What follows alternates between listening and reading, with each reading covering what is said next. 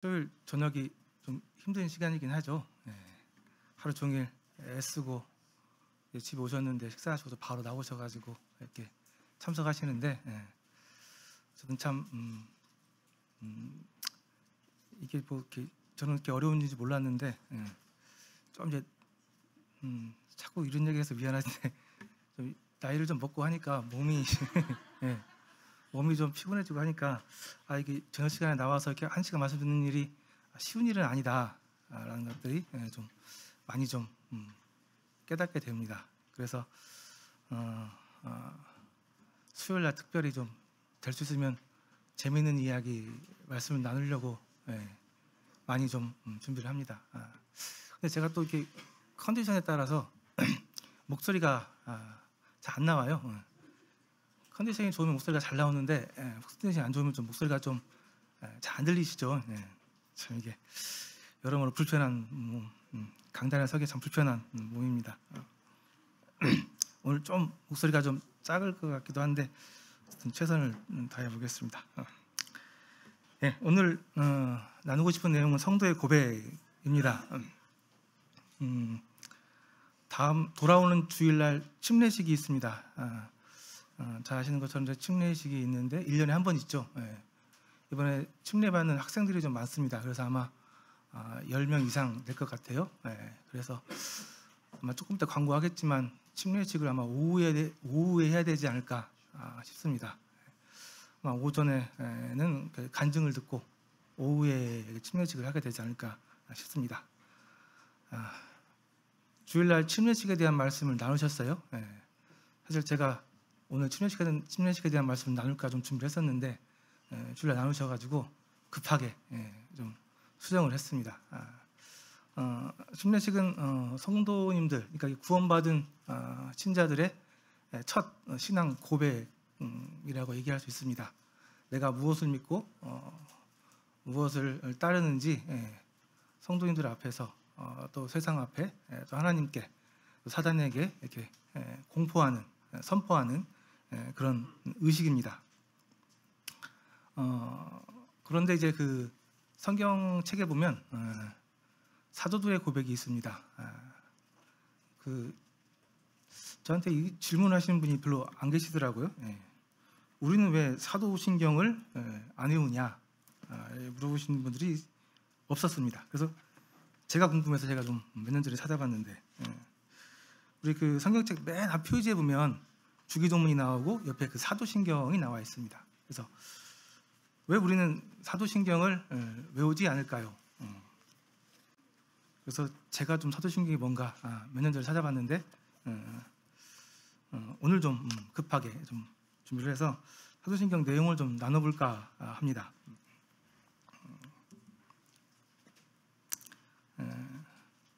그래서 오늘은 아마 말씀보다는 약간 좀 공부하는 시간이 될 것 같은데 그래도 새로운 것을 아는 그런 재미가 있습니다. 그래서 오늘 좀 이런 사도신경에 대해서 좀 알아가는 그런 시간이 되면 좋겠습니다.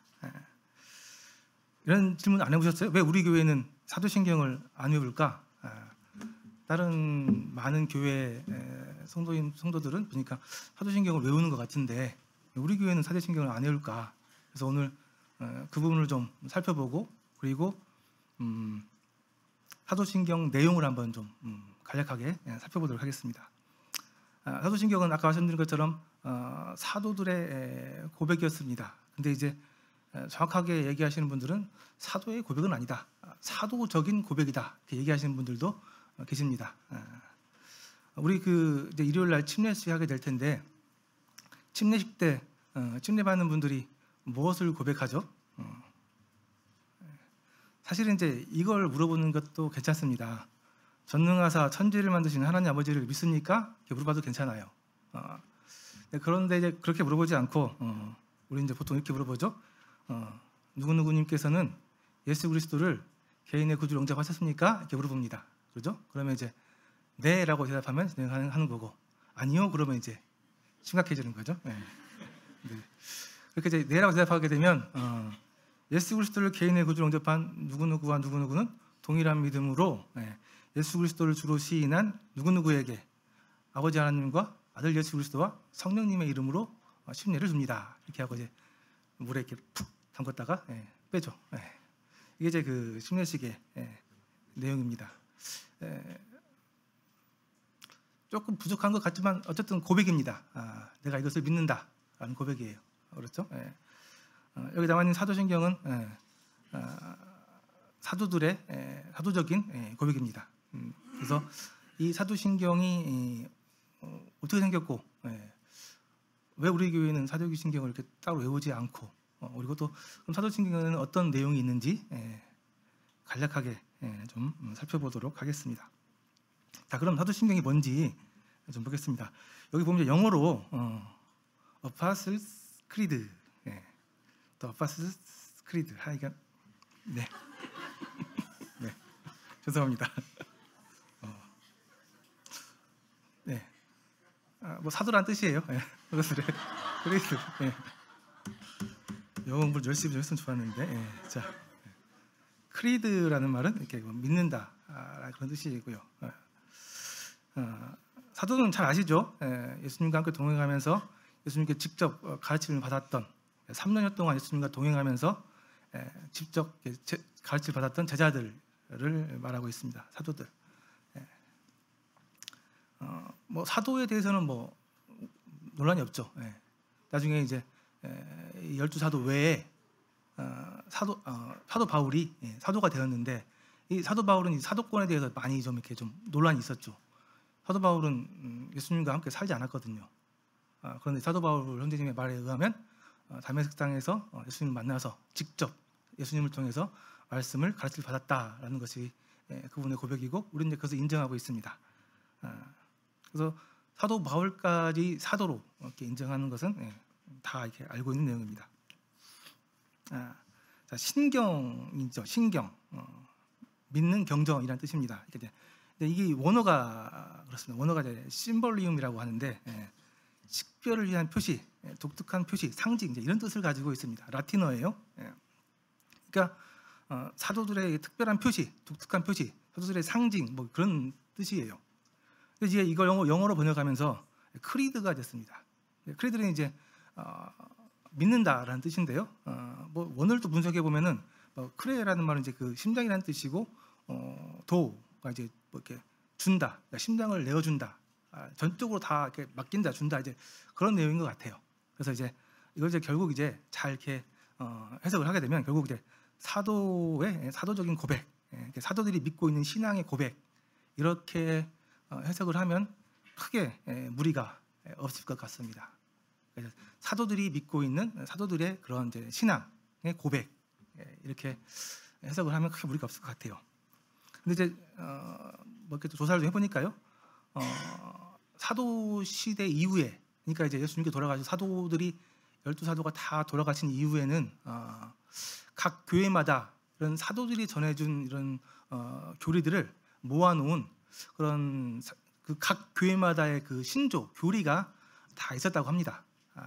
당시에는 성경책이 이렇게 만들어진 시대가 아니었기 때문에 사도가 없으니까 이제 어떤 게 진짜 말씀인가, 어떤 게 진짜 진리인가 좀 많잖아요. 그래서 각 교회마다 사도들의 가르침을 이렇게 잘 이렇게 요약한 그런 신경을 다 가지고 있었다고 해요. 그래서 여러 이렇게 신경들이 존재했던 것 같습니다. 근데 이게 필요한 게 사도들이 이제 없기 때문에 교회들은 사도의 가르침을 잘 지키고 계승해야 될 이유가 있었고 또 워낙에 이렇게 사도의 가르침을 이렇게 공격하는 이단 사상들이 잘 많았기 때문에 이런 것을 잘 정리해서 가지고 있어야지 이제 교회가 교리적으로 흔들리지 않는 이제 그런 게 하기 때문에 이렇게 각 교회마다 이런 신경이 사도들의 그런 가르침을 요약한 내용들이 다 있었다고 해요. 그래서 이 사도신경 하면 이제 초대교회부터 이렇게 오랜 시간 동안 이렇게 내려온 사도들의 가르침을 요약한 것이다라고 이렇게 보시면 좋은데요. 근데 이제 이 사도신경이 정말 사도들의 고백이 맞느냐, 이제 이게 이제 정말 중요한 거죠. 우리가 알고 있는 여기 나와 있는 이 사도신경 이 내용들이 정말 사도들이 고백했던 사도들이 가르쳤던 그 내용이 맞느냐, 이게 정말 이제 중요한 거죠.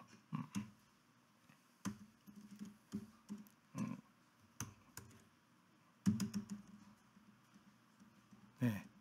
그래서 결론적으로요, 사도들이 직접적으로 이렇게 얘기한 내용들이 성경책에는 없습니다. 그러니까 이제 여기 뭐 나와 있는데요, 뭐 저수가 루피누스라는 사람이 얘기한 거죠. 12사도 각자의 관심을 한마디씩 간략하게 기록했다, 이분이 주장하는 거였어요. 그래서 베드로는 전능하사 천지를 만드신 하나님 아버지를 내가 믿습니다 라고 얘기했고, 야고보는 그 외아들 우리 주 예수 그리스도를 믿었고, 요한은 또 이는 성령으로 잉태하사 도련님의 말을 나셨고, 이렇게 각 사도들이 한마디씩 얘기한 걸 이렇게 모아서 사도신경을 만들었다, 이렇게 일반적으로 많이 전해져 내려왔었는데, 나중에 알고 보니까 이건 이제 전설, 그냥 뭐 근거가 없는 그런 내용이었습니다. 그래서 결론적으로 성경에 어떤 사도가 이런 얘기를 했다라는 직접적인 기록은 없어요. 그러면은 이 사도신경이 어떻게 생겼느냐? 사도신경이 생긴 그 역사를 좀 이렇게 제가 좀 조사를 해보니까요, 이렇게 좀 요약할 수 있습니다. 맨 처음에 로마 신도라는 것이 있었다고요. 로마 카톨릭 교회의 신도라고 해서 이게 아마 25년, 250년 정도에서 400년까지 쓰여졌던 것 같은데요. 현재 우리가 알고 있는 이 사도신경과 가장 유사했던 신조가 이 로마 신조였다고 합니다. 근데 이 로마 신조가 이렇게 계속 이렇게 잊었던 게 아니고 계속 수정이 됐던 것 같아요. 그래서 325년에는 니케아 종교회의에서, 보통 이렇게 종교회의에서 이렇게 많이 이렇게 수정이 이루어진 것 같습니다. 한번 수정이 되고, 또 381년에 콘스탄티노플 회의에서 수정이 되고, 431년에는 에베소 회의에서 수정이 되고, 451년에는 칼케돈 회의에서 수정이 됐다고 해요. 그리고 이제 8세기경에 수도사 피리메니우스에 의해 정리된 내용이 세례식 문답용으로 사용됐다고 이렇게 기록이 되어 있습니다. 세례식 문답용이라고 했다면 아까 말씀드린 것처럼 침례 세례 줄 때 당신은 예수 그리스도를 믿습니까? 물어본 거죠. 물어보고 이제 맞다고 하면은 이렇게 푹 잠깐 빼고, 또 그 다음 물어보고 해서 이렇게 세례식 때 이렇게 문답용으로 이렇게 쓰기 시작했다고 해요. 이 사도신경 내용을. 그러다가 이제 9세기에는 이제 초신자들의 교육용 교리로 보편화됐다고 하고요.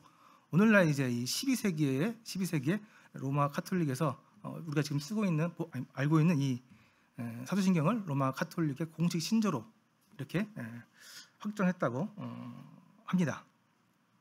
자, 그래서 결국 우리가 쓰고 있는 우리가 지금 알고 있는 이 사도신경은 이런 과정을 통해서 확정이 된 것 같습니다. 중요한 건 뭘까요? 이 사도신경 내용이 결국은 카톨릭의 유산이라는 겁니다. 그래서 이게 가장 큰 맹점이에요.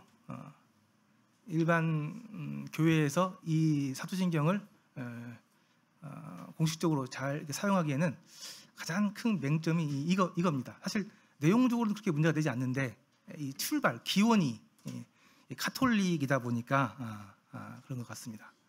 근데 실제로 보면요, 많은 교회에서 이 사도신경을 사용하고 있습니다. 그죠? 물론 우리야 안 사용하니까, 우리야 사용하지 않으니까 우리가 사용하지 않는 이것이 일반적인데, 일반 교회에서는 이 사도신경을 정말 많이 사용하고 있습니다. 그럼 왜 그럴까?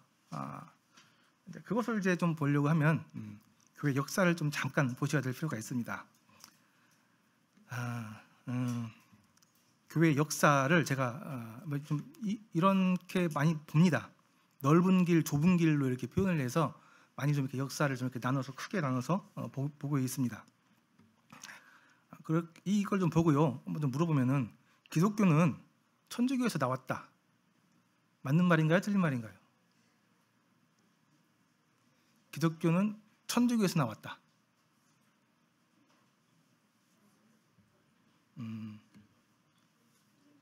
네, 한번 보시죠.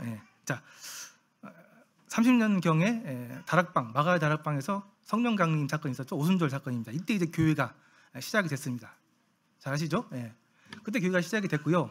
그 이후에 교회는 엄청난 많은 핍박을 받게 됩니다. 특별히 로마로부터 많은 핍박을 받게 되고요. 그때 많은 핍박 가운데 있었는데 이제 이 길이 넓은 길과 좁은 길로 갈라졌다고 표현을 합니다. 그 계기가 313년에 우리가 잘 알고 있는 밀라노 칙령, 콘스탄틴 황제가 이 기독교를 그 당시 때는 뭐 유대교 기독교였죠. 기독교를 국교로 이렇게 승인하게 됩니다. 그래서 국교화가 된 거죠. 그래서 이제 이 그리스도인 그 당시 기독교는 편하게 이제 모일 수 있는 계기가 생긴 겁니다. 그래서 그 당시 때 이제 이 로마 카톨릭으로 들어간 무리들이 있었고 대부분 많이 들어갔고요. 그럴 수 없다. 그래서 이제 카톨릭에 들어가지 않고 여전히 밖에서 이렇게 믿음을 지켰던 그런 사람들이 있습니다. 그래서 이제 들어간 사람들은 넓은 길로 들어갔다가 표현을 하고 들어가지 않은 사람들은 이제 좁은 길을 이렇게 택했다고 이렇게 표현을 합니다. 그래서 그때부터 이제 이 로마 카톨릭과 그 외에 이제 지금은 이제 그 모임들을 이렇게 독립교단, 이렇게 자유교회 이렇게 얘기를 하는데요. 이제 거기에 우리 보내드린 모임도 아마 있었겠죠. 뭐 정확하지는 않지만 어쨌든 거기에 이렇게 뿌리를 두고 있습니다. 그래서 이 넓은 길로 갔던 사람들은 이제 로마 카톨릭으로 들어가서 이제 큰 교회가 되었는데 이 로마 카톨릭은 여기 말씀드린 것처럼 이제 국교화가 된 거고요. 이 로마 카톨릭이 굉장히 타락했습니다. 굉장한 세속화, 돈을 엄청 밝혔죠. 그리고 권력화가 되었습니다. 그래서 이 중세 시대 때는 정말 종교적으로 정말 암흑의 시대였죠. 그런 시대에 이제 종교 개혁이 일어난 거죠. 잘 알고 있는 것처럼 1517년에 루터라는 사람을 통해서 이 카톨릭 문제가 많다. 그래서 이제 종교 개혁을 하고 이 카톨릭에서 반기를 들고 나온 사람들이 있는데 그 사람들이 이제 우리가 잘 알고 있는 이제 프로테스탄트, 저항하다 그런 뜻인데요. 우리가 알고 있는 개신교가 되겠습니다. 그래서 이제 이 카톨릭의 반기를 들고 나온 사람들, 그 사람들이 개신교라고 하고요. 현재 우리나라는 뭐 조사된 바에 보면 그래요. 개신교가 주를 이루고 있다고 합니다. 그러니까 이제 우리 한국 교회는 개신교적인 영향을 받은 교회들이 많은 거죠. 그러니까 이 개신교를 나온 이런 교회들은 근본적으로 천주교적인 이제 그런 모습들이 많이 있는 거예요. 그래서 이런 개신교적인 영향을 많이 받는 교회들은 여전히 막 예복, 형식적인 거죠. 예복, 그다음에 막 집례식이 딱 있고 또 뭐 기구도 사용해서 막 동도 땡땡 치고 또 막 계급도 있죠. 그래서 좀 약간 좀 기독교인데 천주교 같은 느낌이 나는 이제 그런 교회들이 있어요.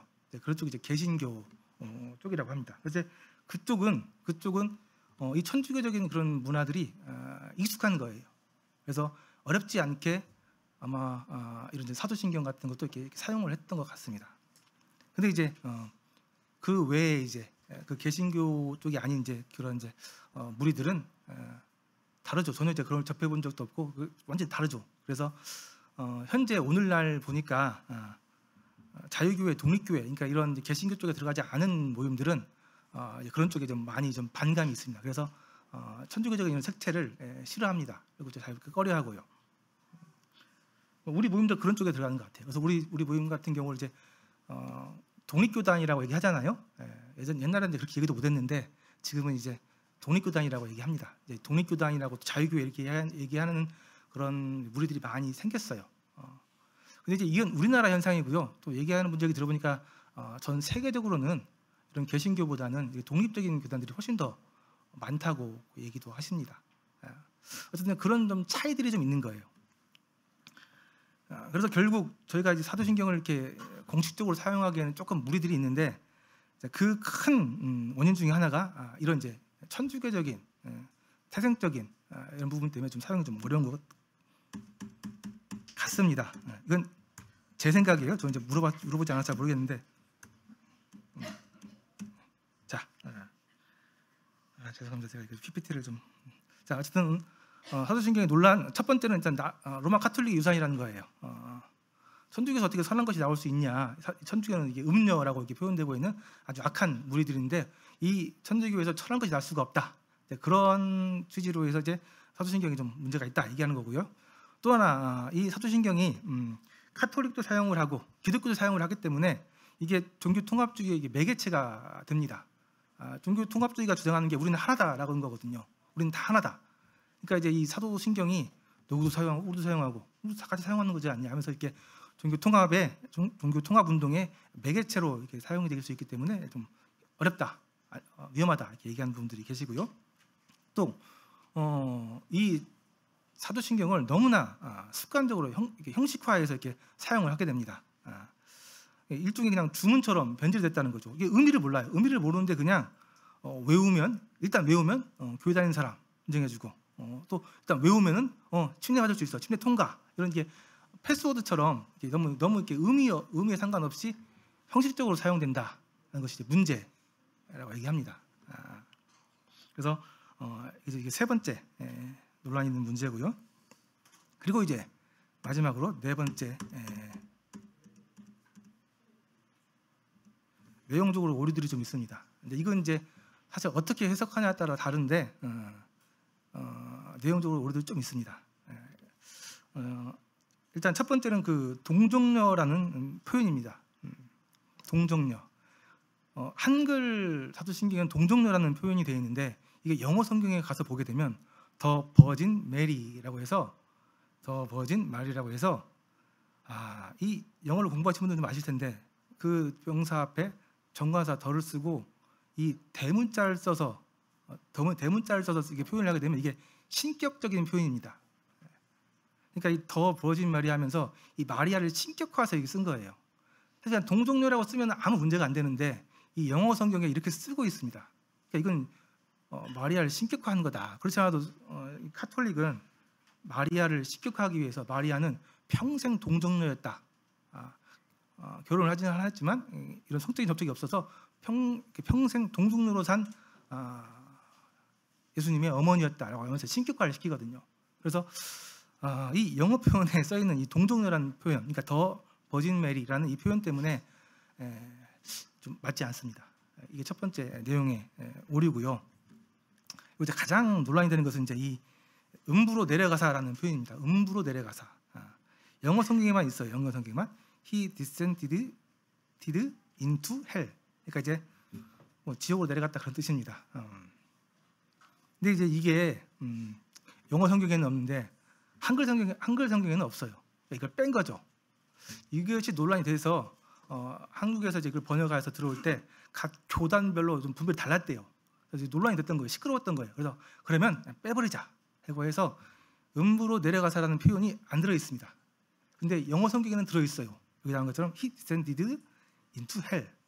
그래서 이게 좀 문제가 되는 거예요. 근데 이제 이걸 어떻게 해석하느냐? 그래서 이제 이거 어쨌든 개신교에서 이거 설명을 해야 될 거 아니에요. 왜 이것을 뺀 것에 대해서. 그래서 이것을 이제 설명하는데 세 가지로 이렇게 설명을 합니다. 이 표현이 모든 인간들이 겪을 수 있는 가장 큰 고통을 예수님도 당하셨다. 그런 표현이다. 그런 의미다. 얘기하는 거예요. 또 하나는 죽음의 공포, 사탄의 권세, 음부의 고통에 대해서 대항해서 싸워서 승리했다는 그런 표현이다라고 얘기하는 거예요. 근데 이제 베드로전서 3장 19절에 보면은 분명히 내려갔다는 표현이 있긴 있거든요. 예수님께서. 그래서 이걸 또 인정하는 사람들은 예수님께서 이게 예수님이 오시기 전에 복음을 듣지 못하고 죽은 사람들이 가서 전도하는 거다라고 이렇게 얘기하기도 합니다. 어떤 게 맞는지는 알 수가 없습니다. 사실 저희에게도 이 표현은 이 베드로전서 3장 19절에 있는 표현은 난해한 표현입니다. 알 수가 없죠. 내려갔다는 표현은 분명히 있는데 그래서 이 논란이 되는 부분을 어쨌든 한국 사도신경에서 뺐어요. 그런데 이제 원래 사도신경에는 내용이 있는 거죠. 그래서 이 부분이 좀 또 논란이 되고요.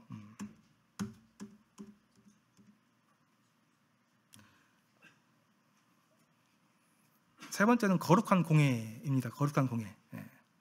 또 홀리 카톨릭 처치라는 거죠.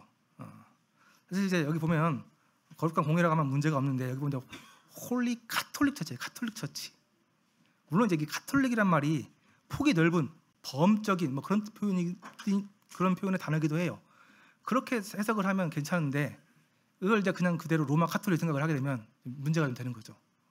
로마 가톨릭 교회가 돼버리니까요. 그래서 이 표현이 그렇다.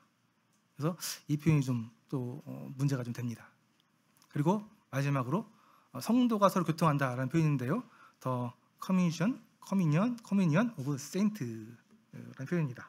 자, 여기 보면 이제 세인트라는 표현이 있는데요. 이 세인트라는 표현을 그냥 성도라고 해석하면 아무 문제가 안 됩니다. 근데 이제 이 세인트라는 표현을 성인으로 이렇게 해석을 하게 되면 문제가 되는 거예요. 그래서 이 천주교에는 이상한 믿음이 있는데 특정한 성인들의 이름으로 기도하면 그가 쌓아놓은 공덕이 나에게 베풀어진다. 이런 이상한 교리가 있어요. 그래서 내가 베드로의 이름으로 기도를 하게 되면 베드로가 생전에 쌓아놨던 그런 공덕들이 나에게 베풀어진다. 이런 표현이 있는 거예요. 그러니까 이러한 뭐 원리를 갖다 적용을 하게 되면 이런 성인들의 공덕을 나눈다라는 표현이 되어버리는 거예요. 그러니까 좀 완전히 의미가 달라지죠. 그래서 이것도 좀 문제가 되는 겁니다. 그래서 이런 내용적인 우리들에게 4가지 정도가 있습니다. 그래서 이런 문제들이 좀 있는 거예요. 근데 아까 여기 말씀드린 것처럼 이걸 해석의 문제거든요. 근데 해석을 어떻게 하냐에 따라서 좀 달라지는 부분이라 해석만 이렇게 문제 없이 이렇게 우리 쪽으로 이렇게 잘 해석하면은 문제가 안 되는데 이걸 이제 가톨릭 쪽으로 이렇게 연결시켜서 해석을 하게 되면 이런 이제 문제들이 생기는 거고요. 가장 큰 문제는 처음에 말씀드린 것처럼 이게 천주교에서 나왔다는 거. 이건 어쩔 수 없는 뭐 해석을 어떻게 하는 그런 문제가 아니라 출발이 그냥 이게 가톨릭이기 때문에 이게 좀 문제가 되는 거죠. 그래서 이제 이걸 도저히 받아들일 수 없는 사람들은 이걸 사용하기가 좀 어려운 것 같습니다. 이건 뭐 제 의견이에요, 제 의견. 이건 뭐 우리 교회 공식적으로 그런 건 아니고요, 제 의견입니다. 그래서 이런 좀 논란거리가 있음에도 불구하고 이 사도신경의 내용이나 구조나 이런 부분들은 정말 탁월합니다. 훌륭해요. 정말 우리가 우리의 이 성경의 가르침을 정말 체계적으로 잘 요약해서 핵심적인 부분들만 잘 배치를 시켰습니다. 그래서 오늘은 이제 이 사도신경의 내용까지 좀 살펴보도록 하겠습니다. 자, 사도신경의 구조인데요. 총 5가지로 이렇게 나눠볼 수 있습니다. 5개 구조로 되어 있어요. 첫 번째는 신론이고요. 성부 하나님에 대한 내용입니다. 두 번째는 기독론이 되겠습니다. 예수님에 대한 내용이고요. 세 번째가 성령론. 그래서 이제 성령 하나님에 대한 내용이고요. 네 번째가 교회론, 교회에 관한 내용입니다. 그리고 마지막으로 5번째가 종말론이 됩니다. 그러니까 이 사도신경의 내용은 정말 이렇게 정말 체계적으로 성경의 핵심 교리들이 체계적으로 잘 이렇게 갖춰져 있는 거예요. 우리가 이제 보통 이제 기독교에서 조직 신학이라고 해서 이런 내용들을 이렇게 조직적으로 해서 이렇게 공부를 합니다. 여기 이제 보통 이제 뭐 성화론, 구원론도 포함하고 정말 중요한 성경에서 정말 중요하게 다루고 있는 주제들 갖다 이렇게 딱 나누는 것을 논리적으로 서술해서 이렇게 하는 이런 내용들인데 이런 부분에 있어서 참 체계적으로 조직적으로 잘 갖춰져 있습니다. 한번 보세요. 놀랍죠? 그래서 사실 내용적으로 보면은 훌륭한 내용입니다. 그래서 우리가 뭐 이걸 잘 알고 있잖아요. 알고 있는데 어쨌든 이제 그런 걸 감안하시고 이 내용을 보시면은 우리가 믿는 이 신앙이 우리가 믿는 이 신앙이 어떠한 내용인지를 함축적으로 잘 한번 이렇게 훑어볼 수 있습니다. 자, 내용들을 그럼 빠르게 한번 보도록 하겠습니다. 먼저 신론입니다. 첫 번째는 이제 첫 번째 부분 신론이죠. 하나님 아버지에 대한 표현입니다. 전능하사 천지를 만드신 하나님 아버지를 내가 믿사오며라는 표현인데요. 성부 하나님에 대한 내용입니다. 삼위의 위격 중 제1 위격 하나님에 대한 내용이고요. 하나님은 잘 아시는 것처럼 세 분의 하나님 중에 가장 제일 위격이시죠. 그리고 이분이 하시는 일은 뜻을 정하는 일을 하십니다. 어떤 뜻을 정해서 계획하고 작정하시는 일을 하십니다. 잠깐 좀 이거 보고 먼저 넘어가시죠. 자, 삼위일체에 대한 내용입니다. 기독교 교리 중에 가장 이해하기 어려운 교리 중에 하나입니다. 그래서 그냥 이해하려고 하지 말고 그냥 그렇다더라 이렇게 하시면 됩니다. 하나님인데 하나님은 세 분이 계십니다. 성부 하나님, 성자 하나님, 성령 하나님. 그래서 이 세 분의 하나님 계시는데요. 이 성부 하나님도 하나님이시고 성자 하나님도 하나님이시고 성령 하나님도 하나님이십니다. 근데 성부 하나님은 성령 하나님이 아니시고 성령 하나님도 성자 하나님이 아니시고 성자 하나님도 성부 하나님이 아니시다. 그래서 본질적으로는 하나님으로 같은 하나님이에요. 근데 역할은 서로 다르다는 겁니다. 위치가 달라요. 역할. 그래서 세 가지 역할로 나눠져 계시다. 그러니까 말이 이상하죠? 세 명인데 한 분이라고 하니까. 그러니까 이게 좀 어려운 교리입니다. 그러니까 이렇게만 좀 아시면 좋을 것 같아요. 세 분이 계시는데 한 분이시다. 각 세 분은 위격, 역할이 다르다. 이해하시면 되겠습니다.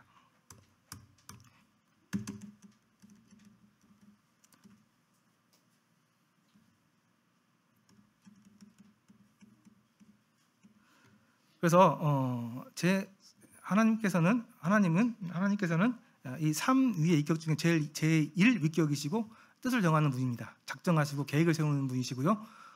여기 보시면 이제 처음에 나와 있는 말이 전능하사라는 말입니다. 전능하사. 우리는 이 전능하다는 말을 너무나 쉽게 형식적으로 받아들이는데요. 전지하시고 전능하시고 무소부재하시고 영원하시다. 그러니까 이 전능하시다라는 얘기를 들을 때마다 사실 우리는 그냥 엎드려져야 되는 게 맞습니다. 하나님은 전능하신 분입니다. 모든 것을 다 아실 수 있고 모든 것을 다 알고 계시고 어디에도 계시고 시간의 영향을 받지 않는 영원하신 하나님. 하나님을 가장 잘 표현할 말 중에 하나가 전능하신 하나님. 우리는 그 하나님을 믿고 있는 겁니다. 그리고 이 하나님께서 그 전능하신 능력으로 천지를 만드셨다. 창조자라는 얘기예요. 창조주라는 얘기입니다. 이 세상 모든 만물을 만들었다는 얘기입니다. 하나님 앞에서 우리는 창조물이죠. 창조물입니다. 근데 우리는 너무나 쉽게 하나님과 나를 동등성산에서 놓고 이렇게 대하는 경우들이 많이 있습니다. 정말 우리 조심하셔야 되죠. 하나님은 그럴 분이 아니십니다. 차원이 다른 분이시죠. 전능하시고 그 전능하신 능력으로 천지를 만드신 분입니다. 근데 그분이 하나님이신데 그 하나님이 아버지가 되셨습니다. 이게 정말 얼마나 놀라운 일입니까? 우리는 그 전능하신 창조주 하나님이 우리의 아버지인 것을 믿습니다. 정말 놀라운 일이죠. 이게 정말 하나님 앞에서 정말 한없이 겸손해져야 되는데 그 하나님을 생각할 때마다 우리는 그 아버지라는 사실 때문에 너무나 감사한 그런 반응이 일어나야 되는 것이 정상입니다. 그래서 우리는 이 전능하신 창조주 하나님 아버지를 믿습니다. 갈라디아서 말씀 나와 있죠. 너희가 다 믿음으로 말미암아 그리스도 예수 안에서 하나님의 아들이 되었다. 우리로 아들의 영분을 얻게 하려 하셨다. 부분에서 신론. 우리 이 하나님 아버지에 대해서 정확하게 좀 아시면 좋겠고, 우리는 이 하나님을 믿고 있다는 그 첫 번째 우리 신앙의 고백이 되어야겠습니다. 두 번째는 이제 기독론입니다.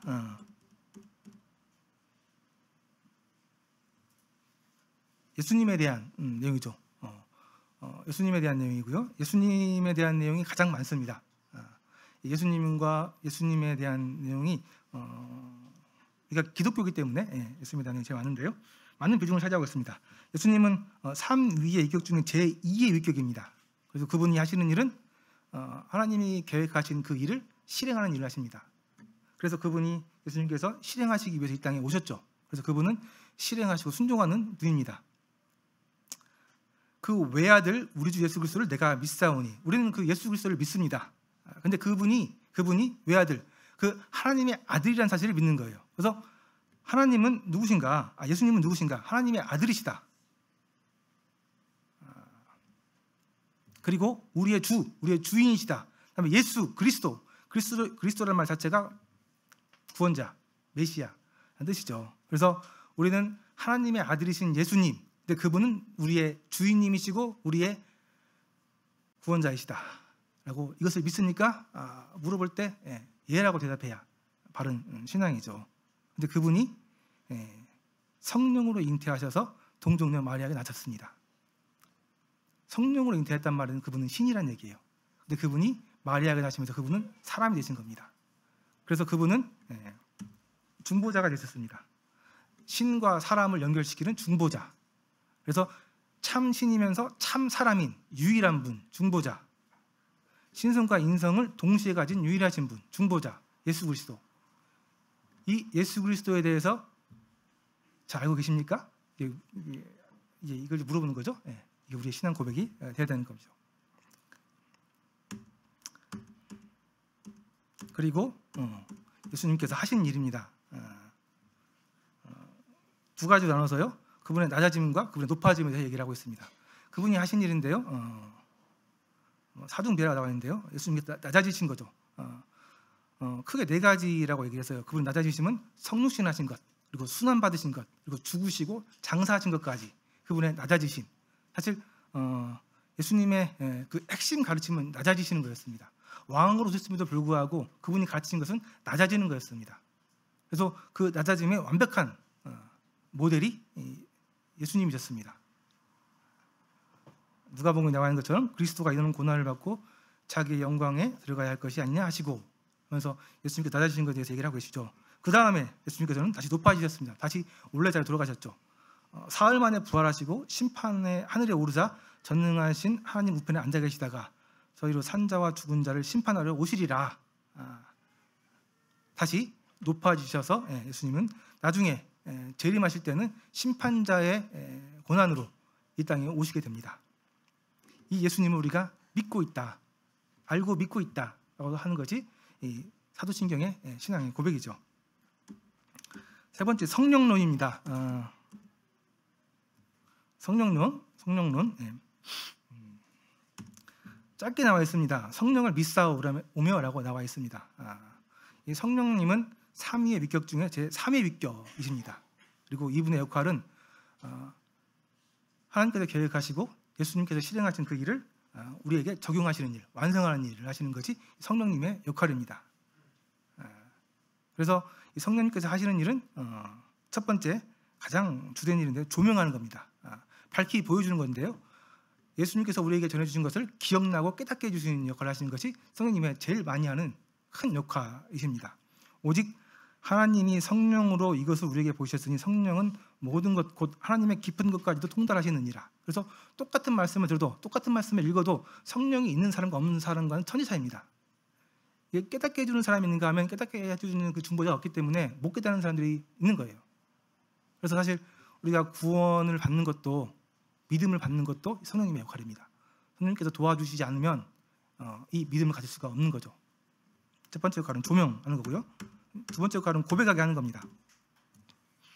신자로 하여금 신앙을 고백하게 합니다. 고린도서 2장 10절에 그러므로 내가 너에게 알노니 하나님의 영으로 말하는 자는 누구든지 예수를 저주할 자라 하지 아니하고 또 성령으로 아니하고는 누구든지 예수를 주시라 할 수 없다라고 나와 있습니다. 그래서 침례받는 사람들이 예수님을 내 개인의 구주로 영접했다라고 할 때 성령님을 통해서 성령님께서 주시는 것이 아닌 성령님 없이 고백하는 것은 이건 거짓말하는 거예요. 성령님께서 해주시는 일입니다. 고백하게. 그래서 정말 구원받은 사람들, 성령이 계신 분들은 내가 구원받았다, 내가 하나님의 자녀가 되었다, 죄사함 받았다라고 고백할 수 있는 겁니다. 세 번째는 이제 우리의 성화를 하십니다. 신자의 변화죠. 우리가 이제 구원받은 이후에 우리의 삶이 변화가 되죠. 하나님의 형상을 다시 닮아가게 됩니다. 이런 변화가 일어나는데 이런 변화를 하시는 분이 성령님이세요. 그리고 마지막으로 간구, 신자를 위해서 간구하십니다. 우리가 기도할 바를 알지 못하는데 성령님께서 우리를 대신해서 간구해 주십니다. 성령님께서 하시는 일이고요. 자, 교회론입니다. 거룩한 공회와 성도가 서로 교통하는 것과라고 해서요, 공교회, 보편적인 교회를 얘기하고 있습니다. 교회는 그리스도의 한 몸이고 그리스도 안에서 교회의 연합을 강조하는 표현입니다. 공교회, 보편교회. 그러니까 우리 기린교회가 있고 다른 교회들이 많이 있는데 결국 그 교회들은 다 보편적으로 하나의 교회다, 예수 그리스도의 한 몸이다라는 표현입니다. 그 안에서 성도들이 교통하고 있다라는 겁니다. 교제를 얘기하고 있습니다. 말씀을 중심으로 해서 신자들이 연합된 삶을 살아가는 것 자체를 전부 다 교제, 교통이라고 표현하고 있습니다. 교회에 대한 내용이죠.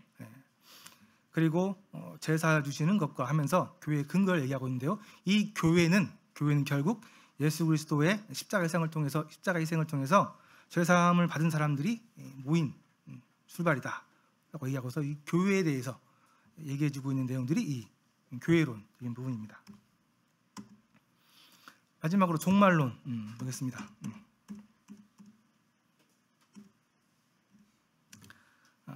몸이 다시 사는 것과라고 해서 우리가 믿고 있는 이제 나중에 일어날 일이죠. 사람의 부활을 얘기하고 있습니다. 부활을 믿지 않는 사람들이 정말 많이 있죠. 그런데 우리는 이 부활을 믿습니다. 여기서 얘기하고 있는 부활은 이제 보편적인 부활을 얘기하고 있는데요. 모든 사람들은 다 부활을 합니다. 근데 이제 이 부활을 하는데 죽음의 부활인지 생명의 부활인지 차이가 있는 거죠.